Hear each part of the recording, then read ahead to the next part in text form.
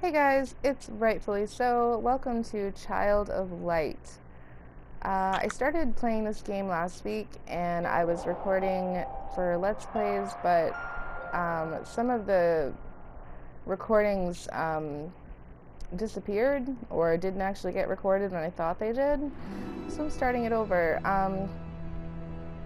which I'm okay with. I really am. For a little while I was like, well, I guess I can't do it now because it's not going to be completely genuine for the first time, but I mean, that's only going to be for the first bit, so I think that we can manage and get through it. All right, this Child, part we listened to. tuck yourself in bed and let me tell a story of Lemuria, a long-lost kingdom, and a girl born for glory. In Austria was a crown land ruled by a duke. Aurora was his daughter, child of a duchess mysterious, beloved by her father. He raised the girl alone. They were rarely apart, till the duke felt lonely and misplaced his heart. It was the Great Friday before Easter 1895. Players performed for the Duke, his new bride at his side. That night, Aurora went to sleep. The fire burned down low. She caught a chill that spread. Her skin was cold as snow. At dawn, they found her, vacant, Aurora's light gone out. Her father wept and pleaded, but there could be no doubt. For all intents and purposes, Aurora was dead. And yet, once upon a time, she awoke in a strange land instead. So that's incredibly sad, but also just gorgeous and beautiful. This entire story and all of the dialogue in it is poetry. It all rhymes, and it's all just so beautifully written. What am I seeing? I must be dreaming. Um, so yeah, I mean, it seems that Aurora has died, or they did say for all intents and purposes, she was dead. So she could be in some sort of coma. Um, I really don't know. I don't know if I want to take this literally or if I want to take it as this super beautiful fantasy that it presents itself as. Um, Either way, it's going to be a really fun ride. I'm so happy that you guys are going to come along with me as I go on this journey. So here we go. Father, wake me from this slumber. So there's signs telling me where to go. Shadows of lost light. Sorry, I didn't read that first bit. So I will let you guys know when I get to the area that I've already been. For right now, I'm just going to kind of zoom, not explore too much, because I know that if I go this, okay, studied, fuck, I wasn't reading it. Sorry about that. I was looking at where I was going instead of what she was saying. And I meant to jump on that tree. So last time I didn't go back and try to get that wolf when I was able to. So I'm going to see if I can do that because that looks like a special chest. So I believe that if we keep going this way, this stream is formed of frigid air. Dark spirits fly, I know not where. Okay, so there's Spideys. Ah, what a beautiful tree. No, wake up, wake up. Nightmare, let me wake. Ah, Papa, where are you? My heart shall break.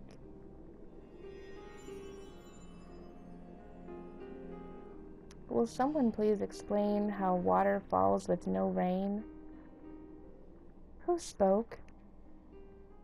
I did. Shake the dew from your eyes. Before mold grows. That's common sense. A firefly that speaks advice?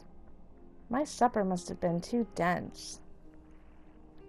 Food sounds good, but I am lost. Ever heard of an aurora? Why, sir, she is me. Both sir and she, a split aura? Perhaps you are some kind of flora. Cease your foolishness at once. I am Aurora, I am she. Oh, why didn't you say so? Follow me. A lady waits, hair long as a forest stream, with skin like moths and gleaming eyes. A seer, she'll know the way out of this dream. So for the rest of the journey, I am going to have the Firefly with me. We'll move. I'm reading it while I'm talking. That's not a good idea. We will learn her name. I believe it's a female Firefly. Yeah, so that giant in the background. I have not encountered him yet, but I love how he's there, sort of foreshadowing something. I just love that. So with the right stick, I'm moving the Firefly.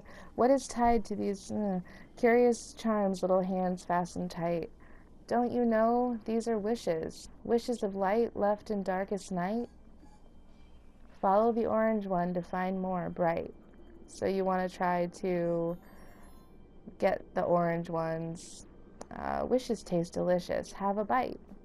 Wait until I tell Father about this night. So I can take these wishes or these little droplets of light with either Aurora or with the Firefly. Just kind of depends on what's easier. So I can bloom Aurora through it, and then she can also absorb them as well. So either one of them can do it. And they come into play later on when the Firefly has to use its magic, which actually is going to happen right now. One of the times when she uses her magic happens here at this tree. The path's right over this tree, but I cannot fly there with thee. Trapped, the door is barred. A scepter round, a translucent sphere. Clear as glass, the answer. Sir Firefly, ignite your rear. Whoa, I barely know you. Do it and I'll show you. 3 scepters, a shadow cast. Oh, we have to match the symbols fast. So I'm going to hold L2 right on these little things here and move them so that they're in the point where they match the same symbol on the tree. I'll do that with each of them. And then the door will open on the tree. Come on. You don't have to be super exact with this game, which I really like, because it is kind of difficult to control 2 characters with, but who put a door here? It's hard to control 2 characters at the same time. And one of the cool features of this game is if you do have a friend with you, they can jump in with as player 2, and they can control the Firefly. And I think that's pretty much all. But this game has turnstile fighting with the monsters, and it gets pretty difficult. So you have to use the Firefly and Aurora during your fights, and then you'll also have people in your parties like Final Fantasy. So it would actually come in handy and make the game a bit easier to have someone else controlling the Firefly. But for this, I'm going to do it on my own. Who was she, I wonder? Remove the sword under. Who spoke? Some sort of ghost? The lady of the forest. I'm sure of this. So that, Aurora, take the sword of Methaldus, I think. So I love poetry, just a little something about me. That was not an intentional rhyme, but I like it. I have been doing poetry. I've been performing poetry, writing poetry for, let's see, over 10 years, about 11 years now. I've been published in a couple of magazines, and I won an award, and I've won a competition, so it's something that I really love, and so I'm probably going to remark on some of the types of poetry that they use in here. Just then they used what's called a slant rhyme, which Emily Dickinson made famous. And a slant rhyme is a rhyme that doesn't exactly rhyme, but it has,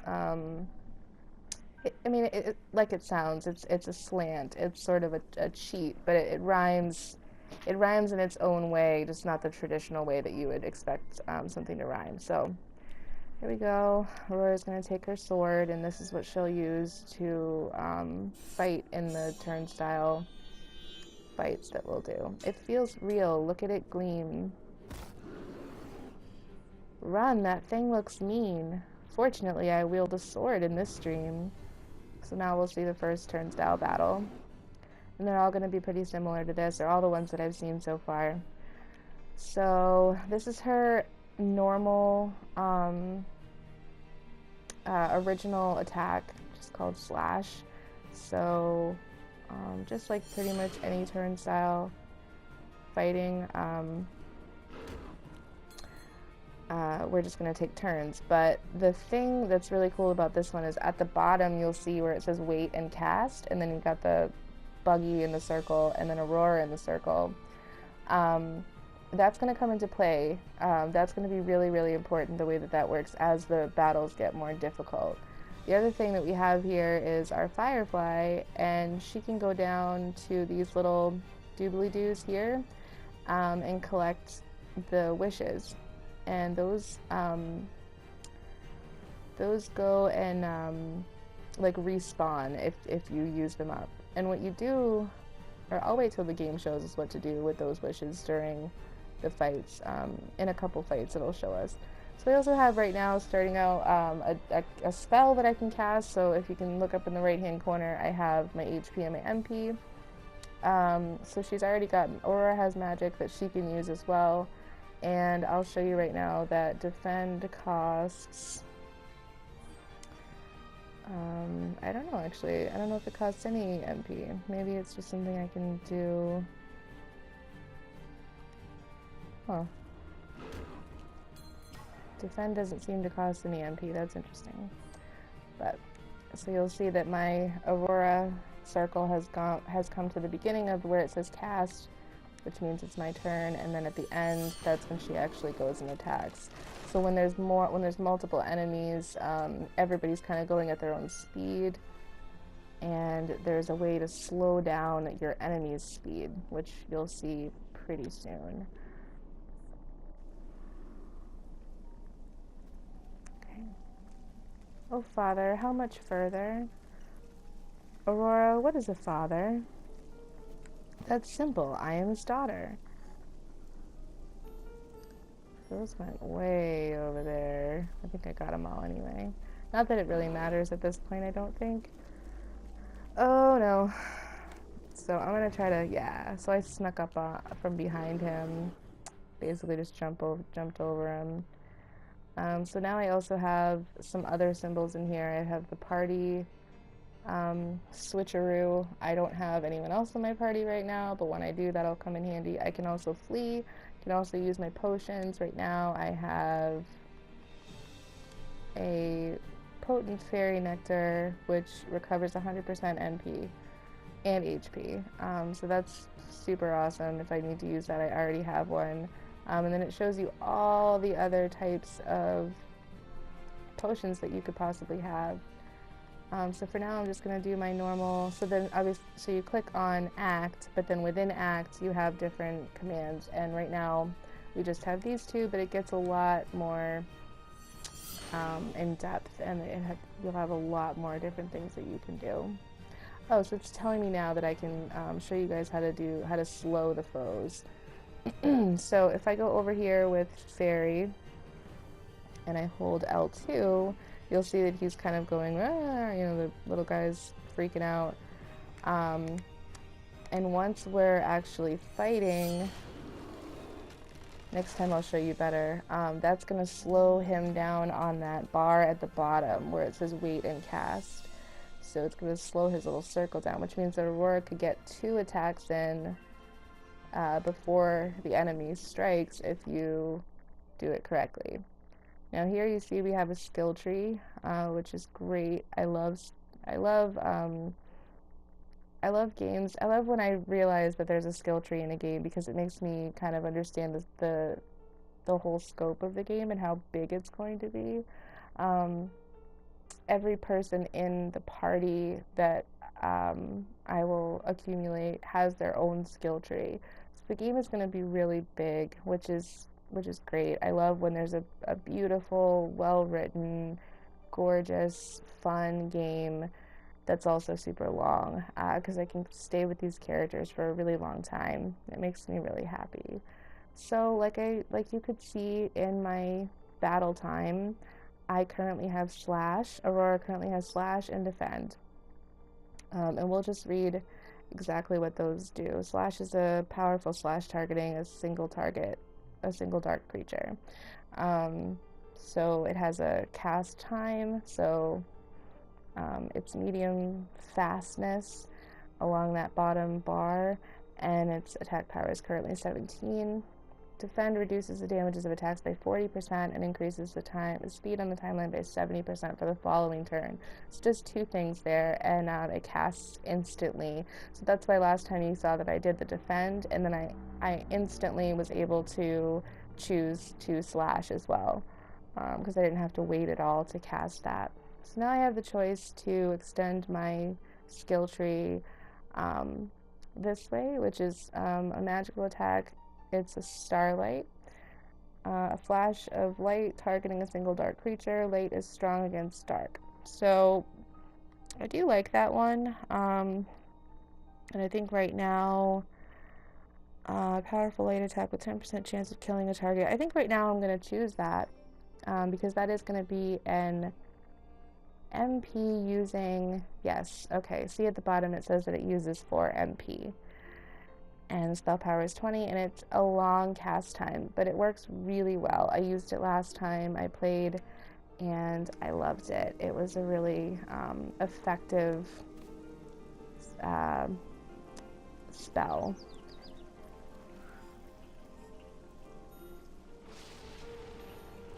So now it's telling us that we can attack them from behind, like we did earlier. Or we could just go ahead and attack them from, normally. So I'm going to go over here, like I said before, and I'm going to slow down this guy as soon as we start this. So if you watch at the bottom, he's going to go... Oh, they're so weak at this point. You'll be able to see better... when the fights get a little bit more difficult. At first I was thinking, my goodness, I hope that these fights get more difficult. I mean, of course they will, but they definitely get really challenging, which I appreciate in this type of fighting style. I appreciate a real good challenge there. So I'll see if I can show you. Okay, this time there's 2. I should definitely be able to show you the slowing down. So I'm on one of them. You can see at the bottom the fairy's on that one. Let's show you guys Starlight. We'll do it on the one that we're not slowing down, and maybe we'll kill it right away before it even has a chance to attack us. Yep, he's gone. So also though, if you notice, as I'm holding this down, the fairy has its own little meter underneath Aurora's HP and MP and level, and that is going down as I'm holding down L2. Not right now because it's my turn to choose what I'm going to do, but in order to refill that, that's what these wishes are for. So if you see, as I collect these, that refills. So then if I was to use it all, if I was to use all of this one as well, and then go ahead and use all of my L2 power over here, those will eventually replenish. So you do have to sort of balance your time and how often you hold down L2. but you don't have to worry about it too much because those wishes will come back. So leveling up happens really quickly in the beginning, and you get a lot of HP and MP and magical defense. Every time you level up a lot. You get a lot more than you had before, which is just nice. And I mean, like I said, I think that the wishes at this point in time are kind of arbitrary. But then this is also what I see you. This is also what the wishes are for when you're not in the fighting time. So you can always do your L2 glow power. And when you're not fighting, that's either going to do what we did earlier and make the shadow, make the images match the ones on the tree, or it's just going to light up a dark place. So it doesn't do anything to the enemy, I don't think. Or maybe he is. I think he is. Yeah, he's blocking his eyes, so that helps me to sneak up on him, which I think just gives me the advantage. It gives me yes, I get to act first and attack first. So this time I'm going to slow down this one because I'm doing a starlight attack on him. And then because Aurora is going to be first, see? So that's a really, really useful thing. And then at this point in time, I can take my time. There's nothing else going on, so I can replenish the stuff that's been lost, which is really helpful. And we will just do a regular old slash. And these guys are really weak, so we're doing really good with the fights so far. I don't think I've even been hit yet. So I can bring Fairy along with me, but if I also want to see what else is down here, see it better, I can use that, which I may not have seen that chest otherwise, so that's good. Now Fairy kind of floats up all the time if you're not bringing her down, which I don't know, it is what it is. It might be my controller. I'm not gonna say that it isn't. My controller might have a tiny little, wanting to go up thing with the right stick, but I think at the same time it might also just be what Fairy does. So you just kind of always have to be bringing her back down. That's why you see me doing that a lot of the time. I wonder if... Oh, something else is going on. Chapter 2, The Queen of Light. So I'm going to go ahead and stop this episode here just for the sake of time. It said, help me, Aurora. Someone's asking me to help them. But just for the sake of time, I'm going to stop this episode here and start it right back up at the beginning of the second chapter. So thank you so much for watching. My name is Rightfully So, and I will see you guys in the next episode.